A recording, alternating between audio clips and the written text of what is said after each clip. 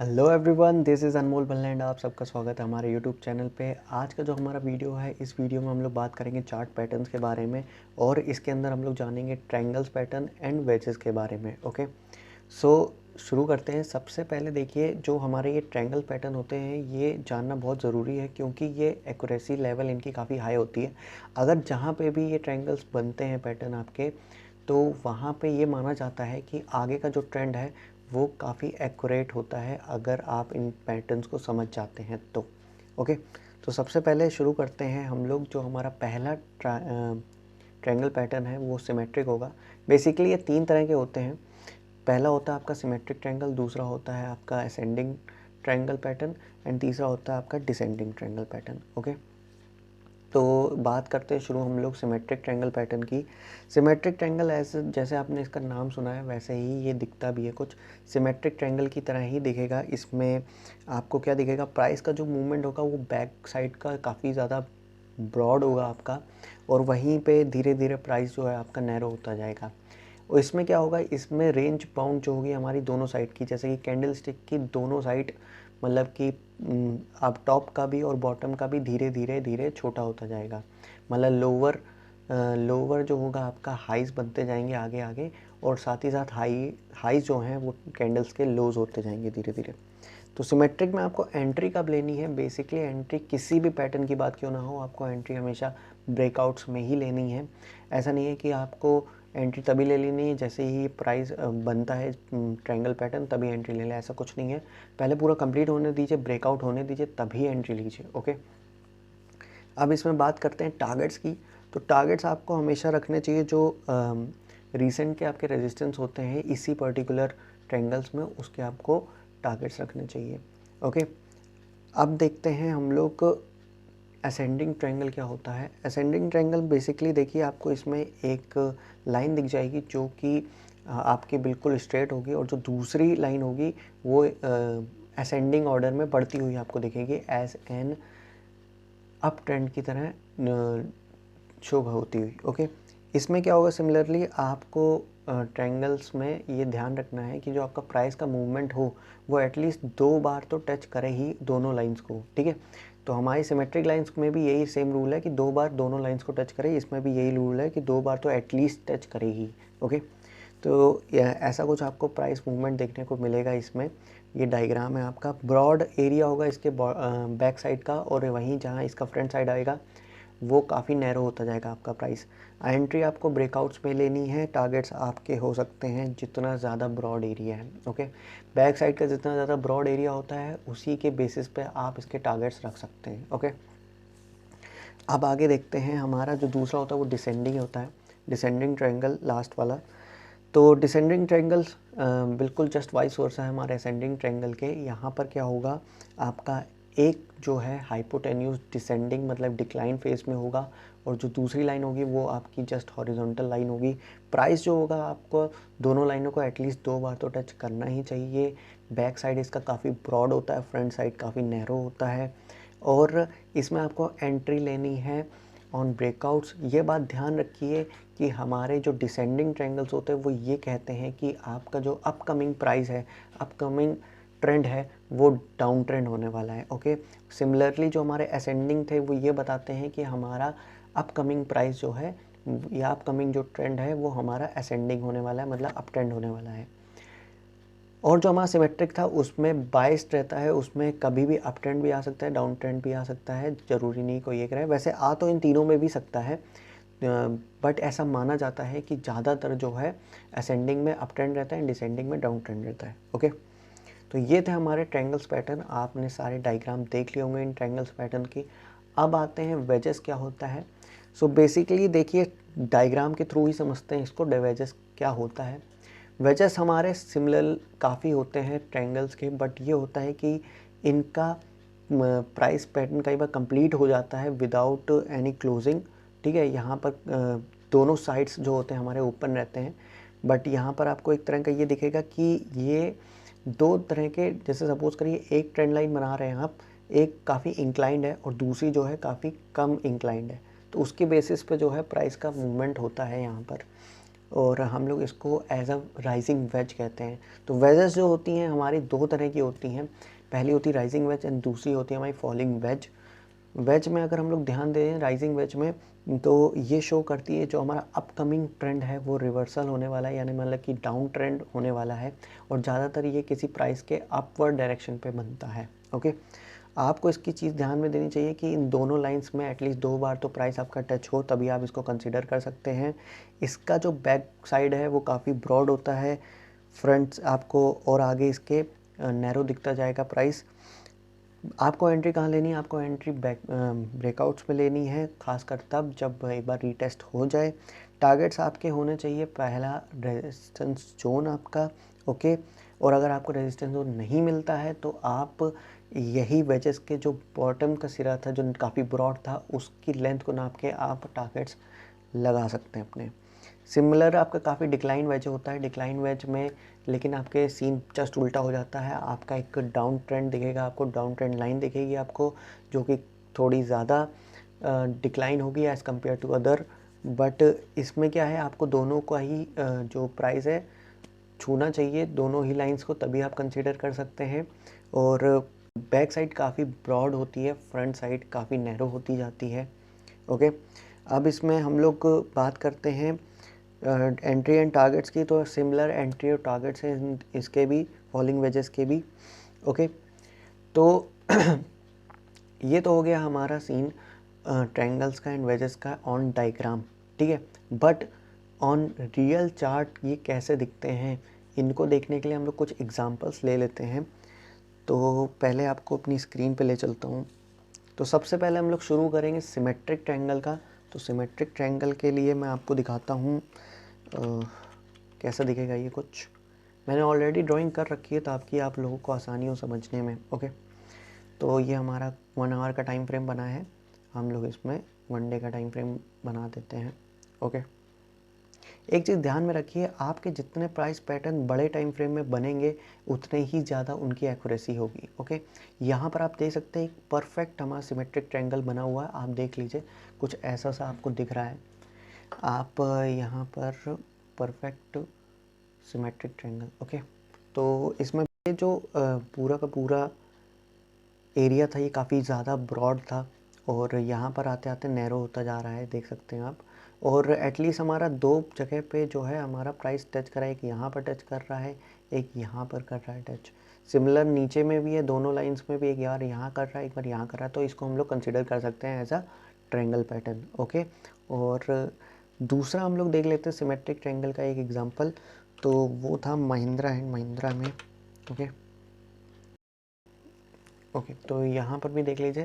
तो यहाँ पर हम लोग का ये जो पैटर्न है परफेक्टली वीकली टाइम फ्रेम पे बन रहा है होता है। अब यहाँ पे आप देख सकते हैं कि जो हमारा प्राइस है, यहाँ पे पैटर्न बना हुआ है ट्रायंगल के, यहाँ पे मैंने एरो दोनों साइड लगाए, इस तरफ भी लगाया है, इस तरफ भी लगाया है। इसका मतलब क्या है? इसका मतलब ये है कि ब्रेकआउट्स कभी यहाँ पर भी हो सकता है या यहाँ पर भी हो सकता है। ट्रेंड हमारा डाउन ट्रेंड भी जा सकता है या अप ट्रेंड भी जा सकता है, और ये सारे पैटर्न पे होता है। ओके, इसलिए एंट्री मैं तभी बोलता हूँ कि आपको तब लेनी चाहिए जब ब्रेकआउट हो पर्टिकुलरली, और वो भी ट्रू ब्रेकआउट हो, ना कि कोई फॉल्स ब्रेकआउट हो। ओके, तो यहाँ पर देखिए कि ये जोन कितना ज़्यादा ब्रॉड था पर्टिकुलरली, और यहाँ तक आते आते नैरो हो गया हमारा। ओके, और ये एक काफ़ी हद तक सिमेट्रिक ट्रायंगल है, आप यहाँ पर देखिए। तो यहाँ पर आपको एंट्री कहाँ लेनी है? तो एंट्री आपको लेनी होती है ऑन ब्रेकआउट। जैसे सपोज करिए यहाँ पर आपकी एंट्री होती है, आप यहाँ एंट्री लेते हैं। टारगेट्स कैसे होने चाहिए? देखिए देखिए, पहला यहाँ पे रेजिस्टेंस जोन आ रहा है, प्राइस यहाँ पे आगे टकरा के वापस चला गया, तो पहला टारगेट आपका ये हो सकता है, दूसरा टारगेट आपका ये हो सकता है। ओके, सिमिलर नीचे वाले पे होगा, अगर डाउन ट्रेंड में खुलता है पहला टारगेट ये, दूसरा टारगेट आपका ये। ओके, तो ऐसे आप टारगेट से चूज़ कर सकते हैं। और अब देखते हैं हम लोग नेक्स्ट अपना, ये तो हो गए हमारे सिमेट्रिक ट्रायंगल के एग्जांपल। अब देखते हैं असेंडिंग ट्रायंगल के कैसे एग्जांपल हैं हमारे। तो असेंडिंग ट्रायंगल का देख लेते हैं। आपको क्या दिखेगा कि एक जो है आपका प्राइस वो एक बार नहीं 2 बार टच हो रहा है प्रॉपर, एक यहाँ पर एक यहाँ पर।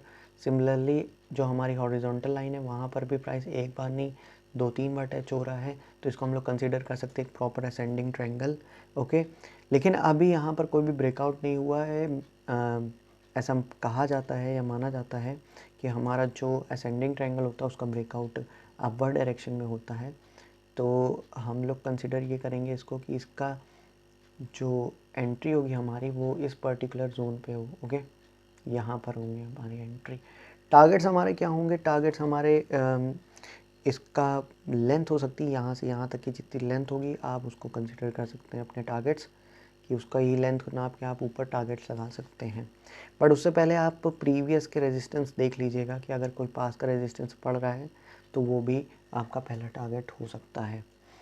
अब आगे देखते हैं, ये हो गया हमारा असेंडिंग ट्रायंगल का एग्जांपल।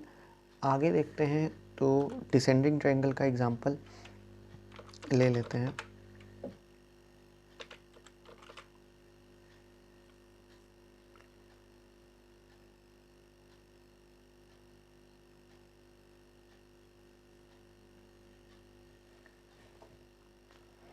तो यहाँ पर हमारा 1 वीक में नहीं, 1 डे का जो है टाइम फ्रेम था।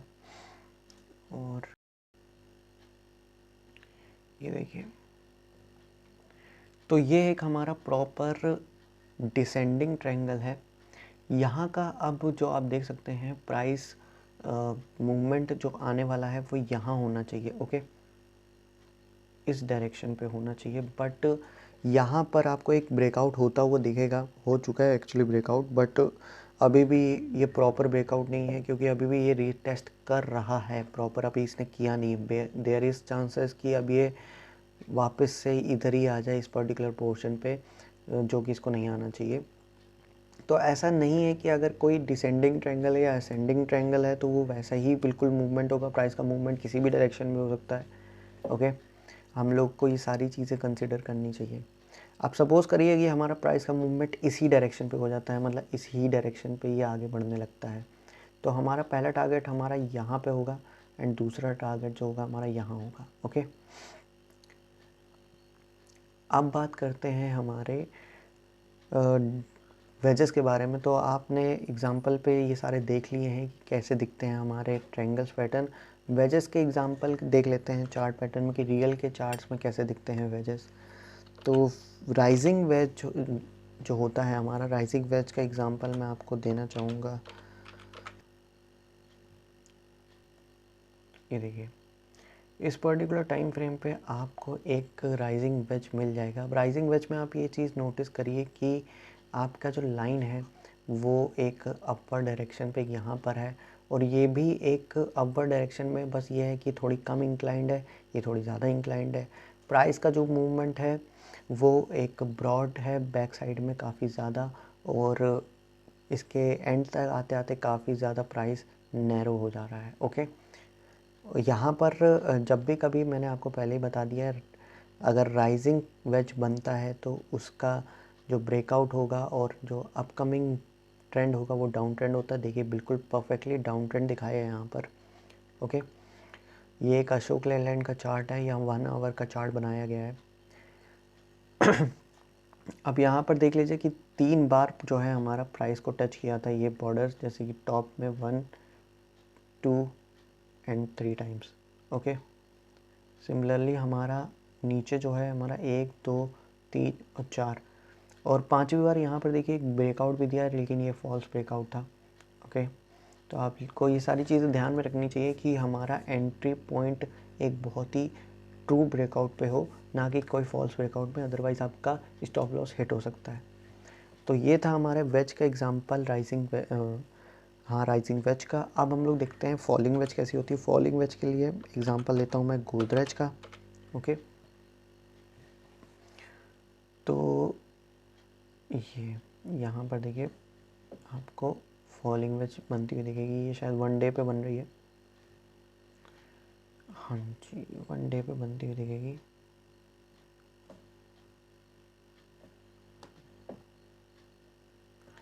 ये देखिए बिल्कुल प्रॉपर एक फॉलिंग वेज है।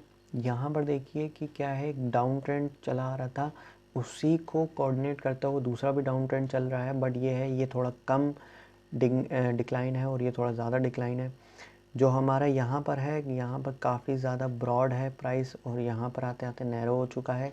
ध्यान से अगर आप देखेंगे इस चीज़ को तो आप ये भी देखेंगे कि प्राइस का हमारे ब्रेकआउट हो चुका है यहाँ पर, ये देखिए अब यहाँ पर ब्रेकआउट हो चुका। पहला टारगेट हमारा होना चाहिए ऑन 1072 के आसपास। ओके, कैसे होना चाहिए आप यहाँ पे देखिए, इसको ऐसे करता हूँ क्लियर, जैसे कि इस पर्टिकुलर पोर्शन पे जो है हमारा प्राइस आके टच हो रहा है, तो ये यहाँ तक का आप रख सकते हैं टारगेट। और अगर आपको लगे कि आपको टारगेट्स ऐसा रखना जो ईज़िली अचीवेबल हो, तो आप ये भी टारगेट रख सकते हैं एंड ये भी टारगेट रख सकते हैं। तो और अगर आपको ऐसा चाहिए कि तीनों ही टारगेट आपके अचीव हो जाएं, तो उसके लिए आपको क्या करना है कि आपको अपनी क्वांटिटी जो है आधी आधी कर देनी, आधी यहाँ पर बेच दीजिए, आधी यहाँ पर एग्ज़िट कर दीजिए, आधी यहाँ पर। ओके, तो ये थे हमारे wages and triangles. I hope आप लोग को चीज़ें क्लियर हो गई होंगी।